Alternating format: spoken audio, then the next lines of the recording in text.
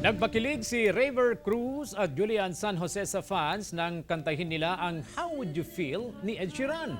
Sa Instagram post ni Raver, sinabi niyang mas maganda ang isang kanta kung kasama niya si Maria Clara.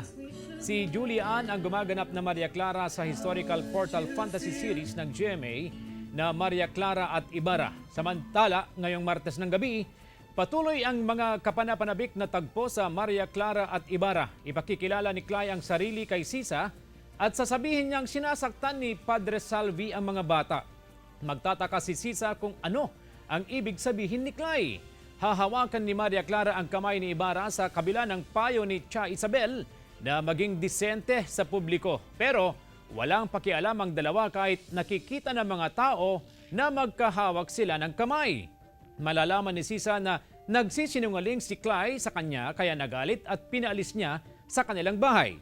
Samantala, makikilala ni Clay si Piloso Tasio at sasabihin sa kanya na hindi siya kabilang sa kanilang panahon.